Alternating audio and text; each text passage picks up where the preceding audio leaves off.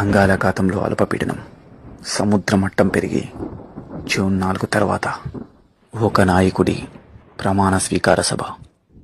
ఆకాశం మొత్తం మేఘాల్ని బ్రద్దలు కొట్టడానికి రెడీగా ఉంది. చిన్న పెద్ద జనమంతా ఆ నాయకుడి కోసం ఎదురు చూస్తున్నారు. ఆ నాయకుడు